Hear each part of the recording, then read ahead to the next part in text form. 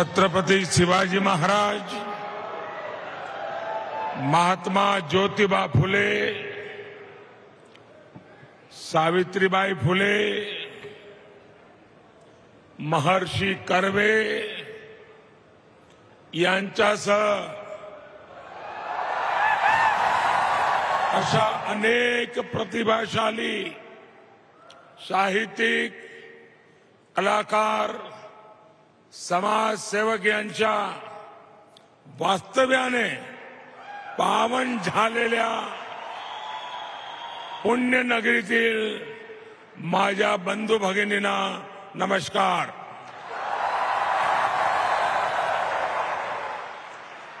इस कार्यक्रम में उपस्थित महाराष्ट्र के गवर्नर श्रीमान भगत सिंह कोश्यारी जी, केंद्रीय मंत्रिमंडल में मेरे साथी रामदास अठावले जी, उप मुख्यमंत्री श्री अजीत पवार जी, महाराष्ट्र सरकार के अन्य मंत्रीगण, पूर्व मुख्यमंत्री श्री देवेंद्र फडणवीस जी, संसद में मेरे साथी प्रकाश जावड़ेकर जी, अन्य सांसदगण, विधायकगण, पुणे के मेयर मुरलीधर मोहोल जी,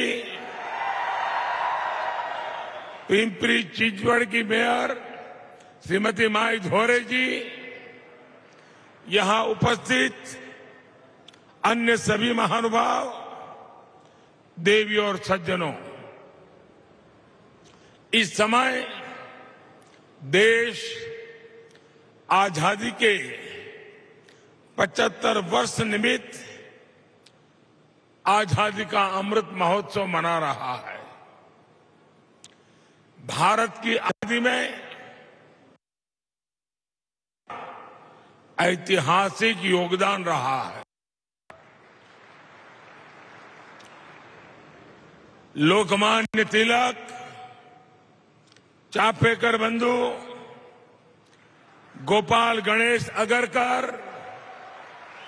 सेनापति बापट, गोपाल कृष्ण देशमुख, आरजी भंडारकर, महादेव गोविंद रानडे जी जैसे अनेक इस धरती के सभी स्वतंत्रता सेनानियों को मैं आदरपूर्वक श्रद्धांजलि देता हूं.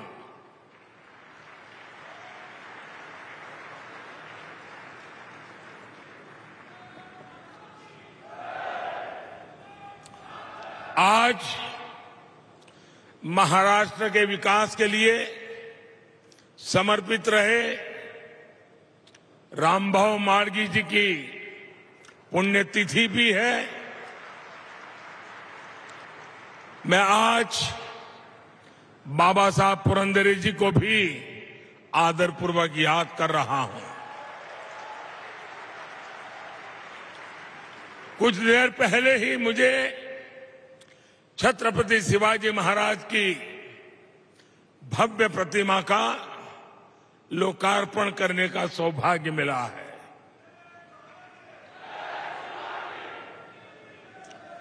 हम सभी के हृदय में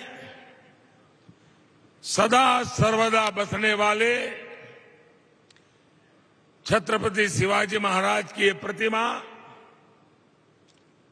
युवा पीढ़ी में, आने वाली पीढ़ियों में राष्ट्र भक्ति की प्रेरणा जगाएगी.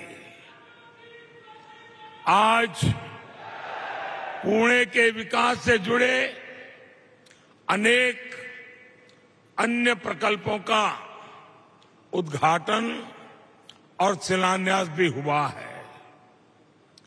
ये मेरा सौभाग्य है कि पुणे मेट्रो के शिलान्यास के लिए आपने मुझे बुलाया था और अब लोकार्पण का भी आपने मुझे अवसर दिया है.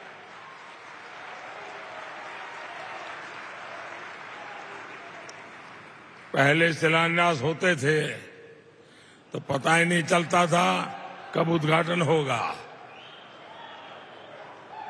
साथियों, ये घटना इसलिए महत्वपूर्ण है कि इसमें ये संदेश भी है कि समय पर योजनाओं का पूरा किया जा सकता है।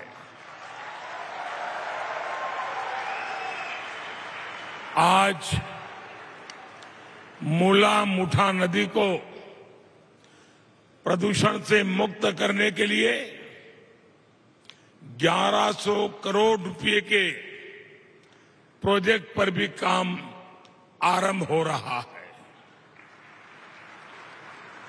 आज पुणे को ई बसें भी मिली है। बानेर में ई बस के डिपो का उद्घाटन हुआ है और इन सबके साथ, और मैं उषा जी को अभिनंदन देता हूं, आज पुणे के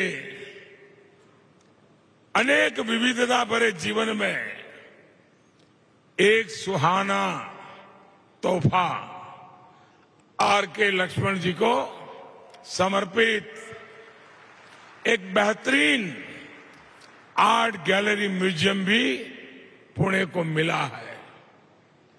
मैं उषा जी को, उनके पूरे परिवार को, क्योंकि मैं लगातार उनके संपर्क में रहा हूं, उनका उत्सव, एक मन में लगन और काम को पूरा करने के लिए दिन रात जुटे रहना, मैं वाकई पूरे परिवार का, उषा जी का अभिनंदन करता हूं। इन सभी सेवा कार्यों के लिए मैं आज पुणे वासियों को बहुत बहुत बधाई देता हूं और साथ साथ हमारे दोनों मेयर साहिबान को, उनकी टीम को तेज गति से विकास के अनेक काम करने के लिए भी बहुत बहुत बधाई देता हूं। भाई और बहनों, पुणे अपनी सांस्कृतिक, आध्यात्मिक और राष्ट्रभक्ति की चेतना के लिए मशहूर रहा है और साथ ही पुणे ने education, research and development, IT और ऑटोमोबाइल के क्षेत्र में भी अपनी पहचान निरंतर मजबूत की है।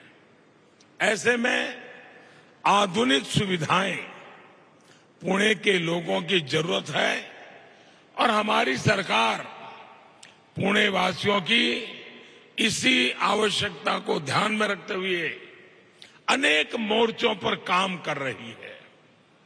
अभी थोड़ी देर पहले मैंने गरवारे में आनंद नगर तक पुणे मेट्रो में सफर किया है। ये मेट्रो पुणे में मोबिलिटी को आसान करेगी, प्रदूषण और जाम से राहत देगी, पुणे के लोगों की ईज ऑफ लिविंग बढ़ाएगी। 5-6 साल पहले हमारे देवेंद्र जी जब यहां मुख्यमंत्री थे तो इस प्रोजेक्ट को लेकर वो लगातार दिल्ली आते रहते थे। बड़े उमंग और उत्साह के साथ वो इस प्रोजेक्ट के पीछे लगे रहते थे। मैं उनके प्रयत्नों का भी अभिनंदन करता हूं। साथियों, कोरोना महामारी के बीच भी ये सेक्शन आज सेवा के लिए तैयार हुआ है। पुणे मेट्रो के संचालन के लिए सोलर पावर का भी व्यापक उपयोग हो रहा है। इससे हर साल लगभग 25,000 टन कार्बन डाइऑक्साइड का एमिशन रुकेगा। मैं इस प्रोजेक्ट से जुड़े सभी लोगों का, खास करके सभी श्रमिकों का हृदय से आभार व्यक्त करता हूं। आपका ये योगदान पुणे के प्रोफेशनल्स, यहां के स्टूडेंट्स, यहां के सामान्य मानवी को बहुत मदद करेगा। साथियों, हमारे देश में कितनी तेजी से शहरीकरण हो रहा है, इससे आप सभी भली भांति परिचित है।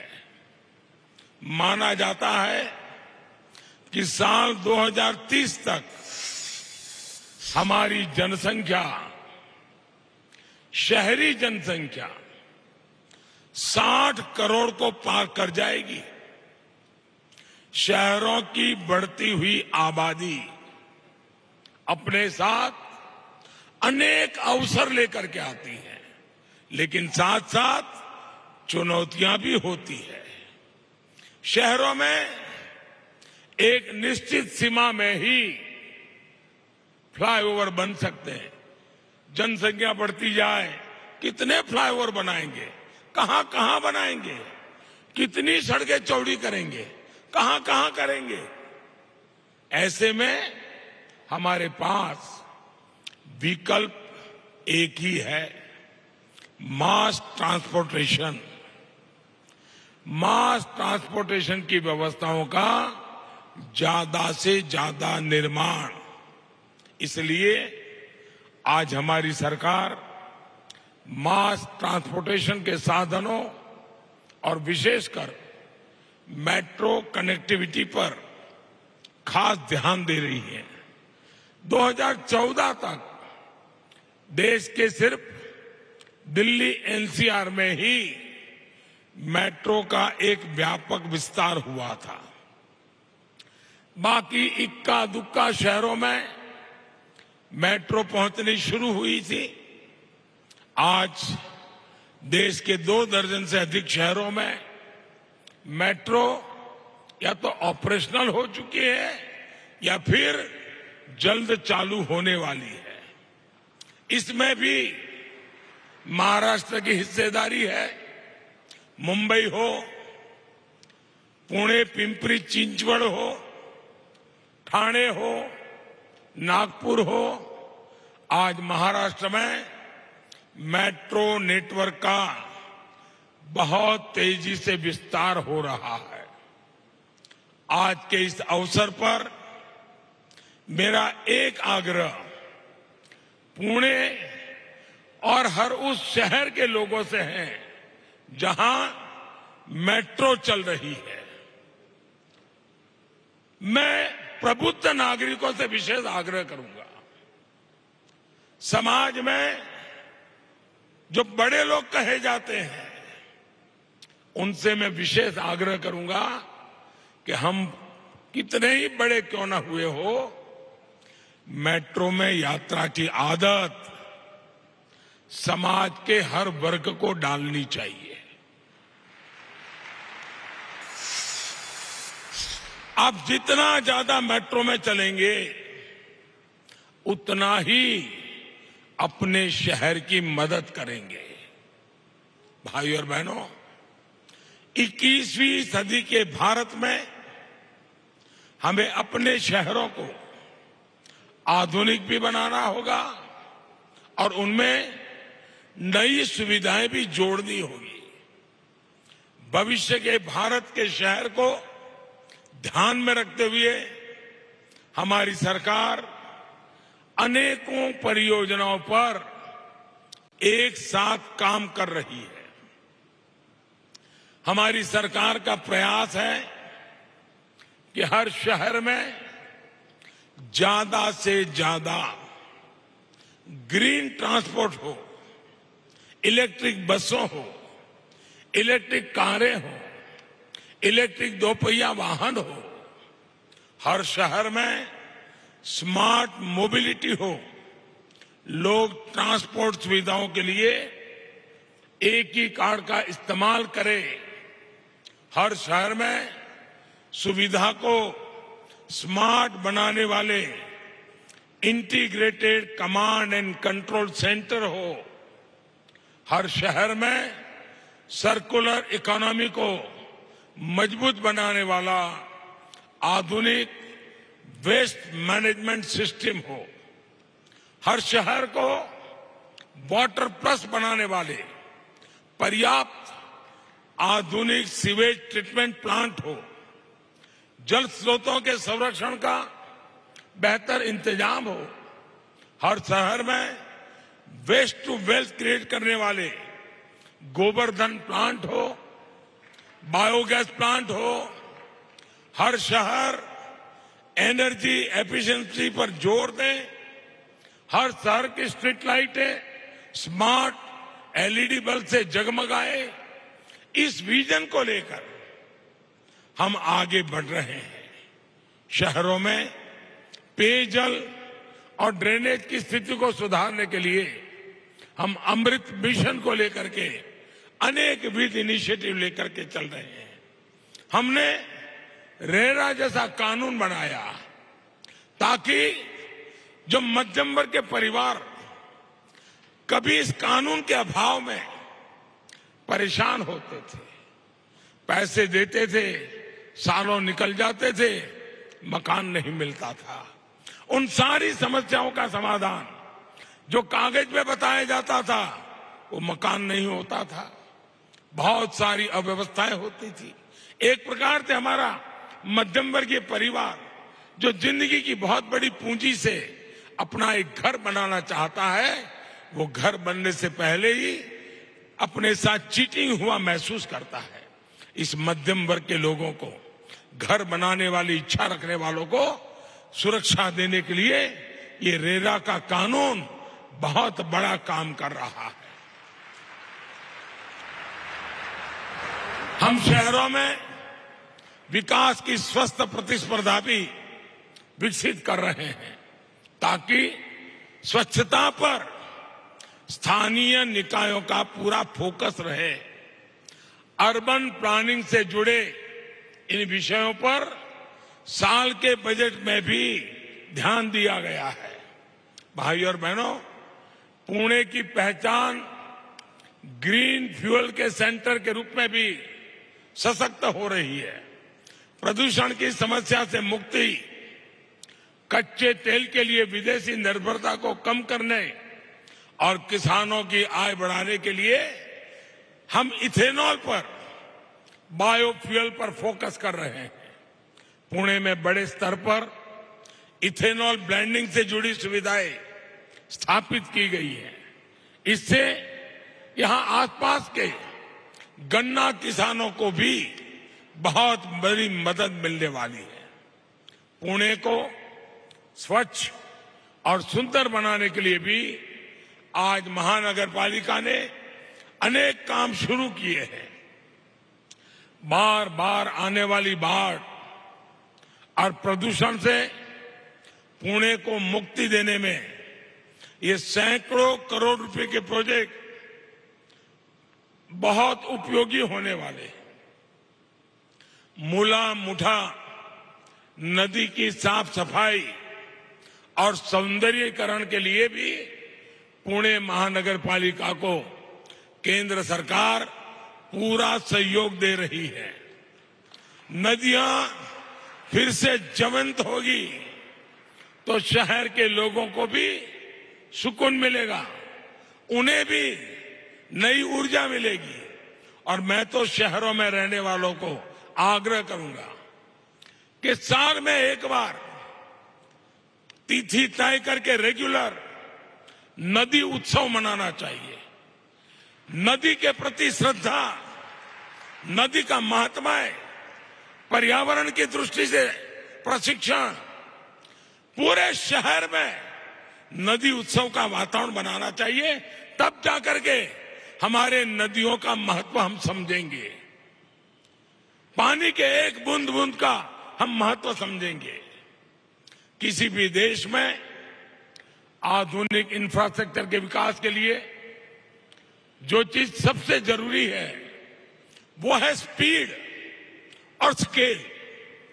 लेकिन दशकों तक हमारे यहां ऐसी व्यवस्थाएं रही कि अहम परियोजनाओं का पूरा होने में काफी देर हो जाती थी। ये सुस्त रवैया देश के विकास को भी प्रभावित करता रहा है। आज के तेजी से बढ़ते हुए भारत में हमें स्पीड पर भी ध्यान देना होगा और स्केल पर भी। इसलिए ही हमारी सरकार ने पीएम गति शक्ति नेशनल मास्टर प्लान बनाया है। हमने देखा है कि अक्सर परियोजनाओं में देरी की वजह होती है अलग अलग विभागों में, अलग अलग मंत्रालयों में, सरकार में तालमेल की कमी। इस वजह से होता यह है कि जब वर्षों के बाद कोई परियोजना पूरी भी होती है तो वो आउटडेटेड हो जाती है, उसकी प्रासंगिकता ही खत्म हो जाती है। पीएम गति शक्ति नेशनल मास्टर प्लान इन्हीं सारे विरोधाभासों को दूर करने का काम करेगा। जब एक इंटीग्रेटेड फोकस के साथ काम होगा, हर स्टेक होल्डर के पास पर्याप्त जानकारी होगी, तो हमारे प्रोजेक्ट भी समय पर पूरे होने की संभावना बढ़ेगी। इससे लोगों की दिक्कतें भी कम होगी, देश का पैसा भी बचेगा और लोगों को सुविधाएं भी ज्यादा मिलेगी। भाई और बहनों, मुझे इस बात का भी संतोष है कि आधुनिकता के साथ साथ पुणे की पौराणिकता, महाराष्ट्र के गौरव को भी अर्बन प्लानिंग में उतना ही स्थान दिया जा रहा है। ये भूमि संत ज्ञानेश्वर और संत तुकाराम जैसे प्रेरक संतों की रही है। कुछ महीने पहले ही श्री संत ज्ञानेश्वर महाराज पालखी मार्ग और संत तुकाराम महाराज पालखी मार्ग का शिलान्यास करने का सौभाग्य मुझे मिला है। अपने इतिहास पर गर्व करते हुए आधुनिकता की विकास यात्रा यूं ही सतत चलती रहे, इसी कामना के साथ पुणे के सभी नागरिकों को फिर से बहुत बहुत बधाई, बहुत बहुत धन्यवाद।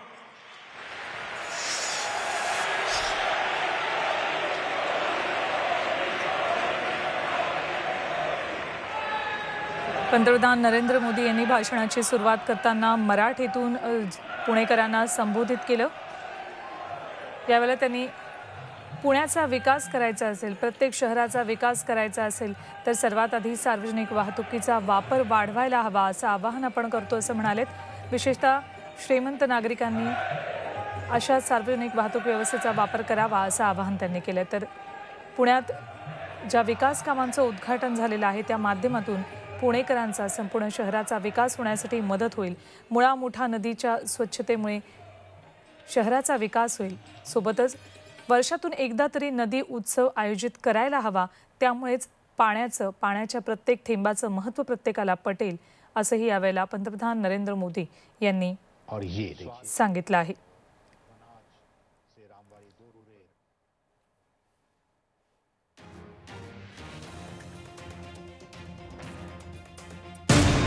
मराठ्यांची तळपती तलवार म्हणजे